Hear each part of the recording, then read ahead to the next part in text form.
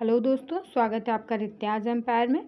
दोस्तों हम लोग आरपीएफ एसआई और कांस्टेबल के जीके के प्रीवियस ईयर क्वेश्चंस कवर कर रहे थे। दोस्तों अगर ये वीडियो आप लोग पहली बार देख रहे हैं तो आप लोग इसकी प्लेलिस्ट में जाके स्टार्टिंग से सारी वीडियोस देख सकते हैं। और दोस्तों अगर आप लोग किसी और कॉम्पिटिटिव एग्जाम की तैयारी कर रहे हैं या कांस्टेबल यानी कि आरपीएफ कांस्टेबल या एसआई की तैयारी कर रहे हैं तो आप लोगों के लिए अलग अलग प्लेलिस्ट आप लोगों को इसमें मिल जाएंगी। तो आप लोग वो प्लेलिस्ट जाके सेव कर लीजिए और स्टार्टिंग से सारे वीडियोस उसके देख लीजिए दोस्तों।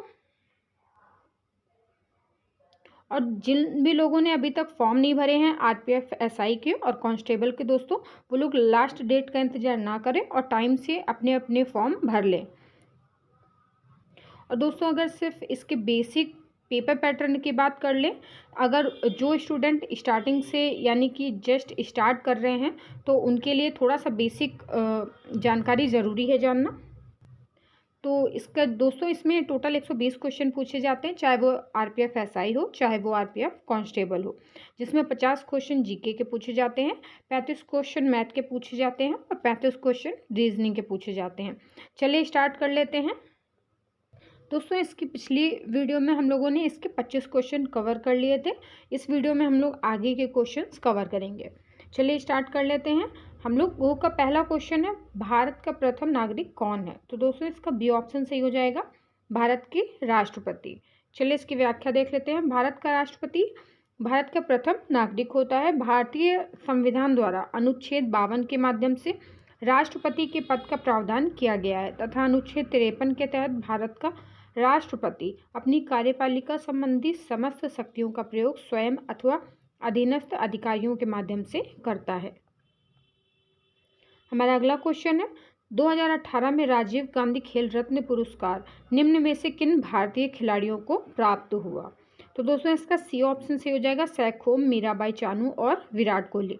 दोस्तों अगर आप लोग करंट अफेयर की दृष्टि से देखेंगे तो ये 2018 का क्वेश्चन है और 2018 के पेपर में ही पूछा गया, तो ये उस टाइम का करंट अफेयर का भी क्वेश्चन है और लेकिन जीएस के तौर पे भी ये क्वेश्चन आप लोग याद रख सकते हैं। वर्ष 2018 में राजीव गांधी खेल रत्न पुरस्कार सैखोम, मीराबाई चानू और विराट कोहली को मिला था। राजीव गांधी खेल रत्न पुरस्कार का नाम अब मेजर ध्यानचंद खेल रत्न पुरस्कार हो गया है। वर्ष 2022 में टेबल टेनिस के दिग्गज खिलाड़ी अचंता शरत कमल को मेजर ध्यानचंद खेल रत्न पुरस्कार से सम्मानित किया गया। हमारा अगला क्वेश्चन है, पागलपंथी सत्याग्रह कहाँ हुआ था? तो इसका सी ऑप्शन से हो जाएगा दोस्तों, बंगाल। दोस्तों पागलपंथी सत्याग्रह 1813 से 31 के मध्य बंगाल में हुआ था। पागलपंथी एक अर्ध धार्मिक संप्रदाय था जिसका प्रभाव बंगाल के उत्तरी जिलों में भी था। अगला क्वेश्चन दोस्तों पॉलिटी से पूछा गया है, भारत का संविधान कब से लागू हुआ? तो इसका बी ऑप्शन सही हो जाएगा, 26 जनवरी 1950 से। भारत का संविधान दोस्तों 26 जनवरी 1950 को लागू हुआ। भारत के संविधान के निर्माता या जिन्हें आधुनिक मनु की संज्ञा दी गई है डॉक्टर बी.आर. अम्बेडकर जी हैं। अगला क्वेश्चन है, पुणे सार्वजनिक सभा की स्थापना निम्न में से किस स्थान पर हुई? तो दोस्तों इसका बी ऑप्शन सही हो जाएगा, पुणे। पुणे सार्वजनिक सभा की स्थापना 1870 में M G. Ranade, G V. Joshi, S H. Chiplunkar और उनके सहयोगियों द्वारा पुणे में की गई थी। इसका मुख्यालय पुणे में था और यह सरकार व देश की आम जनता के बीच सेतु की तरह काम करने वाला संगठन था। अगला क्वेश्चन है, एल्यूमिनियम तत्व का परमाणु क्रमांक कितना है? तो दोस्तों इसका सी ऑप्शन से हो जाएगा, 13। एल्यूमिनियम एक धात्विक तत्व है और इसका परमाणु क्रमांक 13 एवं परमाणु द्रव्यमान 27 है। इसे प्रतीकात्मक रूप से AL से निरूपित करते हैं। दोस्तों हमारा अगला क्वेश्चन है, सोमग्राम संगमा विद्रोह कहाँ हुआ? तो इसका ए ऑप्शन सही हो जाएगा, असम में। सोमग्राम संगमा विद्रोह असम में 1906 ईस्वी में हुआ था दोस्तों। यह आंदोलन अंग्रेजों द्वारा लागू वन कानूनों के खिलाफ था। अंग्रेजों द्वारा लागू इन कानूनों के तहत असम के जंगलों में रहने वाली जनजातियों आदि को उनके वन अधिकारों से वंचित कर दिया गया जिनकी उनको जरूरत थी, तथा वनों को राज्य की संपत्ति घोषित कर दिया गया और आदिवासी लोगों को वनों में शिकार करने, खेती करने या फल इकट्ठा करने से वंचित कर दिया गया था। नेक्स्ट क्वेश्चन है हमारा, दिसंबर 1929 में लाहौर में संपन्न हुए कांग्रेस के राष्ट्रीय अधिवेशन में कौन सा प्रस्ताव पास हुआ? तो इसका सी ऑप्शन दोस्तों सही हो जाएगा, पूर्ण स्वराज प्रस्ताव। दिसंबर 1929 में लाहौर में संपन्न हुए कांग्रेस के राष्ट्रीय अधिवेशन में पूर्ण स्वराज प्रस्ताव पारित हुआ। इस अधिवेशन में जवाहरलाल नेहरू अध्यक्ष चुने गए थे। पूर्ण स्वराज के विचार को लोकप्रिय बनाने में उनकी भूमिका महत्वपूर्ण रही थी। हमारा अगला क्वेश्चन है दोस्तों, लोकसभा में अविश्वास प्रस्ताव पहली बार किस वर्ष लाया गया? तो इसका डी ऑप्शन सही हो जाएगा, 1963 में। लोकसभा में दोस्तों पहली बार अविश्वास प्रस्ताव अगस्त 1963 में कांग्रेस नेता आचार्य JB कृपलानी द्वारा लंबे समय तक प्रधानमंत्री रहे जवाहरलाल नेहरू के खिलाफ लाया गया था। यह प्रस्ताव 1962 के युद्ध में चीन से हार के विरुद्ध लाया गया था। तो दोस्तों क्वेश्चन ये भी पूछा जा सकता है कि सबसे पहले कौन से प्रधानमंत्री के खिलाफ अविश्वास प्रस्ताव लाया गया? तो ये भी याद रखिएगा, जवाहरलाल नेहरू जी के खिलाफ। अगला क्वेश्चन है, निम्न में से किसने 2 लगातार कार्यकालों में राष्ट्रपति के रूप में अपनी सेवाएं दी? दोस्तों इसका ए ऑप्शन सही हो जाएगा, डॉक्टर राजेंद्र प्रसाद ने। डॉक्टर राजेंद्र प्रसाद ने 2 लगातार कार्यकालों 1952 से 57 तक और 1957 से 1962 तक में राष्ट्रपति के रूप में अपनी सेवाएं दी। वर्तमान यानी कि 2023 में भारत के राष्ट्रपति जो हैं वो द्रौपदी मुर्मू जी हैं। और दोस्तों ये एक महिला हैं, आदिवासी महिला हैं। अगला क्वेश्चन हमारा, शब्द फ्री स्टाइल का उपयोग किस खेल में होता है? तो दोस्तों इसका ए ऑप्शन सही हो जाएगा, कुश्ती। फ्री स्टाइल शब्द का उपयोग कुश्ती के खेल में होता है। और दोस्तों कुछ खेल से संबंधित शब्द देख लेते हैं, जैसे कि टेनिस, ये back hand stroke, deuce, double fault इत्यादि, ये सारे वर्ड्स जो हैं दोस्तों टेनिस से संबंधित हैं। हॉकी से संबंधित हैं back stick, centre forward, red card, tie breaker. और शतरंज से संबंधित शब्द हैं checkmate, grand master, king, queen, stalemate.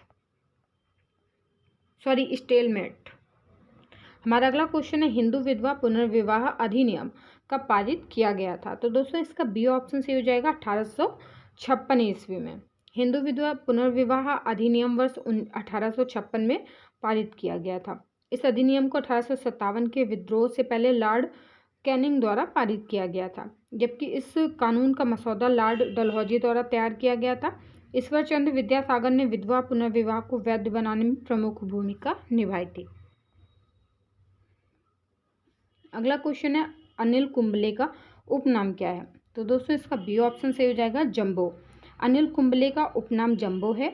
Anil Kumble Bharat के क्रिकेट खिलाड़ी हैं जिन्होंने भारत के लिए 132 टेस्ट मैचों में 619 विकेट तथा 271 एक दिवसीय मैचों में 337 विकेट लिए हैं। हमारा अगला क्वेश्चन है, जावा की खाई किस महासागर में स्थित है? तो दोस्तों इसका डी ऑप्शन सही हो जाएगा, हिंद महासागर में। जावा खाई दोस्तों, जिसे सुंडा गर्त के रूप में भी जाना जाता है, सुमात्रा द्वीप जो इंडोनेशिया में है के पास हिंद महासागर में स्थित एक समुद्री खाई है। हमारा अगला क्वेश्चन है दोस्तों, वस्तुओं के वैश्विक संकेत यानी कि पंजीकरण और संरक्षण अधिनियम कब लागू हुआ? तो इसका सी ऑप्शन सही हो जाएगा, 1999। वस्तुओं के वैश्विक संकेत पंजीकरण और संरक्षण अधिनियम 1999 में लागू हुआ। यह भारत में वस्तुओं से संबंधित भौगोलिक संकेतकों के पंजीकरण एवं बेहतर सुरक्षा प्रदान करने का प्रयास करता है। हमारा अगला क्वेश्चन है, SLR का पूर्ण रूप है? तो इसका सी ऑप्शन सही हो जाएगा दोस्तों, स्टैट्यूटरी लिक्विडिटी रेशियो। और दोस्तों ये एक मौद्रिक नीति उपकरण है जिसका उपयोग भारतीय रिजर्व बैंक बैंकों के निपटान में तरलता का आकलन करने के लिए करता है। यह जमा का न्यूनतम प्रतिशत है जिसे वाणिज्यिक बैंक को नकद, सोना या अन्य प्रतिभूतियों के रूप में बनाए रखना होता है। हमारा अगला क्वेश्चन है, भारतीय संविधान प्रदान करता है? तो दोस्तों इसका बी ऑप्शन सही हो जाएगा, एकल नागरिकता। भारत के संविधान में एकल नागरिकता का प्रावधान है। गौरतलब है कि अमेरिका में दोहरी नागरिकता का प्रावधान है। वहाँ स्टेट व फेडरेशन की पृथक पृथक नागरिकताएं होती हैं। भारतीय संविधान के भाग 2 में अनुच्छेद 5 से 11 में नागरिकता से संबंधित प्रावधानों का उल्लेख है। हमारा अगला क्वेश्चन है, हाथी गुम्फा शिलालेख किसके द्वारा उत्कीर्ण कराया गया था? तो इसका सी ऑप्शन सही हो जाएगा दोस्तों, खारवेल। हाथी गुफा शिलालेख कलिंग के शासक खारवेल द्वारा उत्कीर्ण करवाया गया था। हाथी गुफा शाब्दिक अर्थ है हाथी गुफा, भुवनेश्वर के पास उदयगिरी पहाड़ियों में स्थित है और इस शिलालेख में खारवेल के प्रारंभिक जीवन की उपलब्धियों का वर्ष दर वर्ष वृत्तांत है। हमारा अगला क्वेश्चन है एसआई पद्धति में गुणज 10 की पावर -15 का उपसर्ग है। तो दोस्तों इसका बी ऑप्शन सही हो जाएगा फेम्टो।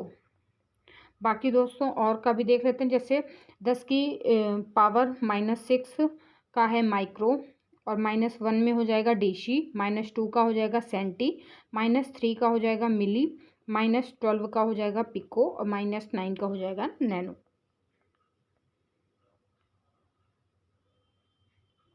हमारा अगला क्वेश्चन है ईरान की मुद्रा का नाम क्या है। तो इसका बी ऑप्शन सही हो जाएगा दोस्तों ईरानी रियाल। ईरान की मुद्रा ईरानी रियाल है। ईरान की राजधानी तेहरान है। प्राचीन काल में ईरान को फारस के नाम से जाना जाता था। ईरान की सीमाएं उत्तर पूर्व में तुर्कमेनिस्तान, उत्तर में कैस्पियन सागर और अजरबैजान, दक्षिण में फारस की खाड़ी, पश्चिम में इराक व तुर्की व पूर्व में पाकिस्तान व अफगानिस्तान से मिलती है। अगला क्वेश्चन है दोस्तों सूर्य और शुक्र ग्रह के बीच की दूरी कितनी है। तो इसका ए ऑप्शन सही हो जाएगा 108.2 मिलियन किलोमीटर। सूर्य और शुक्र के ग्रह के बीच की दूरी दोस्तों 108.2 मिलियन किलोमीटर है। सूर्य से दूरी के हिसाब से यह सौरमंडल का दूसरा ग्रह है, जिसे पृथ्वी का जुड़वां ग्रह भी कहा जाता है। हमारा अगला क्वेश्चन है वृहत संहिता पुस्तक किसके द्वारा लिखी गई है। तो इसका डी ऑप्शन सही हो जाएगा वराह मिहिर। दोस्तों और भी पुस्तक और उनके लेखक देख लेते हैं। आर्यभट्टीय पुस्तक दोस्तों आर्यभट्ट के द्वारा लिखी गई है। सुश्रुत संहिता ये सुश्रुत के द्वारा लिखी गई है। चरक संहिता चरक की पुस्तक है और अभिज्ञान शाकुंतलम ये कालिदास जी की पुस्तक है। हमारा अगला क्वेश्चन है विदेशी विनिमय बाजार में वह स्थिति क्या कहलाती है जब घरेलू मुद्रा का मूल्य विदेशी मुद्रा की तुलना में गिरने लगता है। तो इसका ए ऑप्शन सही हो जाएगा अवमूल्यन। जब घरेलू मुद्रा का मूल्य विदेशी मुद्रा की तुलना में गिरने लगता है तब विदेशी विनिमय बाजार में वह स्थिति अवमूल्यन कहलाती है। अवमूल्यन का आशय अस्थायी विनिमय दर प्रणाली में मुद्रा के मूल्य में गिरावट से है। रुपयों का अवमूल्यन का मतलब डॉलर के मुकाबले रुपए का कमजोर होना होता है। हमारा अगला क्वेश्चन है दोस्तों हुतोम प्याचार नक्शा पुस्तक किसने लिखी है। तो दोस्तों इसका ए ऑप्शन सही हो जाएगा काली प्रसन्न सिंह जी ने। हुतोम प्याचार नक्शा पुस्तक काली प्रसन्न सिंह ने लिखी है। काली प्रसन्न सिंह का जन्म दोस्तों 1840 ईस्वी में पश्चिम बंगाल के हुगली जिले में हुआ था। वह एक बंगाली लेखक, संपादक, प्रकाशक और समाज सुधारक थे। उन्हें बंगाली गद्य का जनक माना जाता है। और अगला क्वेश्चन है हमारा न्यूट्रॉन की खोज किसके द्वारा की गई। तो दोस्तों इसका एक फॉर्मूला भी हम लोग याद करते थे ईंट पर नाच। तो इसका सी ऑप्शन सही हो जाएगा जेम्स चैडविक। न्यूट्रॉन की खोज जेम्स चैडविक द्वारा की गई थी। न्यूट्रॉन एक उदासीन कण है जो परमाणु नाभिक के अंदर पाया जाता है और इसमें कोई आवेश नहीं होता है। प्रोटॉन की खोज गोल्डस्टीन ने और इसका नामकरण रदरफोर्ड ने किया तथा इलेक्ट्रॉन की खोज जे टॉमसन या थॉमसन ने की थी। दोस्तों इस सेट के सारे क्वेश्चंस यानी कि जीके के क्वेश्चंस खत्म हो चुके हैं और नेक्स्ट वीडियो में हम लोग इसके आगे का सेट कवर करेंगे।